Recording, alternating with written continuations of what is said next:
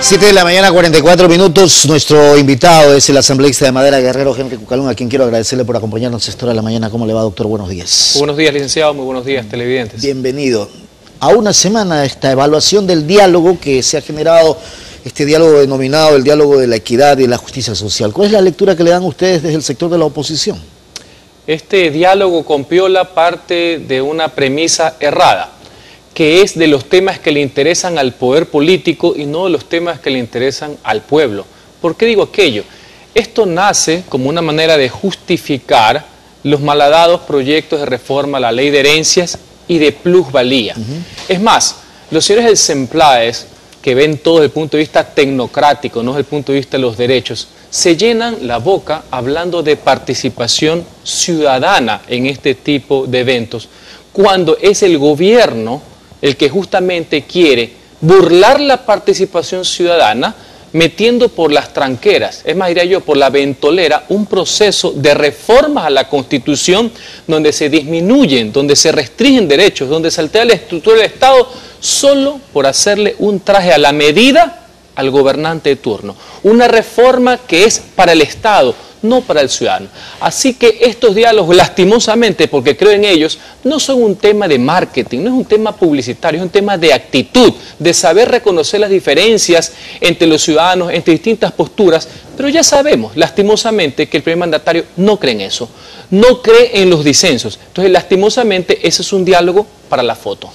Y el haber participado en 1.230 agrupaciones no significa que han sido un... Es respetable, siempre sea respetable. Si fueran una persona, siempre sea respetable el criterio, abonarlo, ponerlo como insumo. Pero lastimosamente los que no creen eso son ellos, los que ven a las personas como meras estadísticas y ya han dado prueba de aquello. Recordemos que cuando le metieron la mano a los trabajadores ecuatorianos con su derecho a la utilidad, se dijo que era menos del 1% de la población económicamente activa, que no llegaban ni siquiera a 17.000 ecuatorianos privilegiados. Entonces, yo no veo a los derechos como un tema de mera estadística. Respeto que hayan acudido esas personas, pero si en verdad el gobierno le interesaría un diálogo constructivo, más en estos momentos aciagos por motivos de la crisis económica, debería ampliarse, no circunscribirse a los temas que al poder político le interesan, y para eso es darle una gran convergencia para ir a una consulta popular sobre los temas que le interesan al pueblo, no los acomodos o arrebatos del poder. ¿Esos temas que le interesan al poder o al Estado o al gobierno, se refiere usted acaso a lo de las enmiendas constitucionales, que es otro de los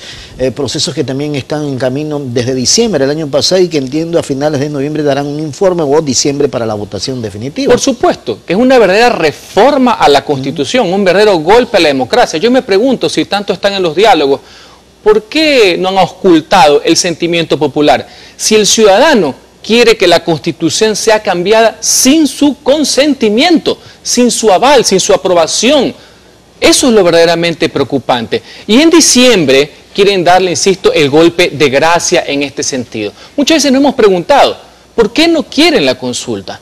¿Por qué no quieren conocer el criterio popular? Y es todo porque lo tienen ajustado al interés de ellos. Necesitan que la reforma, porque es una reforma en su gran mayoría, esté en vigencia en el mes de enero para que cuadre con que esté un año antes de la convocatoria a las elecciones. Porque inclusive, si hubiera un ánimo de apertura para inclusive bajar las tensiones políticas y sociales en el país, podría la Asamblea tratar el tema. Y conforme lo establece la Constitución, que sea el pueblo que ratifique lo actuado por la Asamblea. Eso lo prescribe el artículo 442, pero no les interesa. ¿Y por qué el apuro? No lo plantean se ha planteado consultas populares, se ha planteado este tema ratificatorio, se ha planteado también por parte de los grupos sociales el archivo. Aquí lo que queda en el mes de diciembre es que los legisladores sean consecuentes con su pueblo, más no con quien los puso en una lista, sean coherentes en ese sentido y rechacen ese pretendido metida de mano de carácter constitucional que perjudica a los ciudadanos y beneficia al poder político. Pero eso no va a ocurrir, pues, doctor. Bueno, el pueblo ecuatoriano estará pendiente de la actuación de sus legisladores, de sus representantes, a las cuales nosotros nos debemos. Es decir, tendrán que esperar las elecciones para que el ciudadano común le diga si tuvieron o no la razón. El momento adecuado es el mes de diciembre, insisto, hay que escuchar la voz del pueblo y no escuchar en ese sentido la voz del poder político. No pueden convertirse los legisladores en sastres de un traje, insisto, a la medida de los gobernantes de turno. Pero ¿por qué en diciembre? No entiendo. Porque o sea, en diciembre van a la asamblea, pero ¿qué tiene que ver el pueblo para que reaccione en diciembre? No, el pueblo está permanentemente en las calles. Tendrá que esperar hasta el día de las elecciones para decirle si es que tuvieron o no. No. Desde ahorita el pueblo en las calles, en distintas manifestaciones, etcétera, tiene la oportunidad histórica de hacer escuchar su voz y que los asambleístas sean consecuentes con aquello. Me da la impresión que hay algo ahí, en diciembre va a haber algo. Bueno, manifestaciones populares, insisto, para que los asambleístas actúen en coherencia con el mandato y con la voz popular y no, lastimosamente, con el sentido de la oportunidad de un gobierno. 229 encuentros de este diálogo que han sido solamente con estas organizaciones políticas o organizaciones sociales que a la oposición no la tomaron en cuenta, a los empresarios tampoco, en fin. Porque justamente el presidente no cree en aquello. El sábado pasado volvió a decir lo mismo, equipo ganador no se cambia. Qué raro que utilice el término futbolístico cuando sabemos que lo que quieren hacer es que en la mitad del partido cambiar las reglas del juego en beneficio propio. Ese es el gran tema que está en el debate actualmente. Es decir, para diciembre hay dos temas fundamentales, los resultados del diálogo y el tema de las enmiendas constitucionales. Eso en cuanto a legislativo, pero hay un tema del día de hoy que es permanente y no es de diciembre.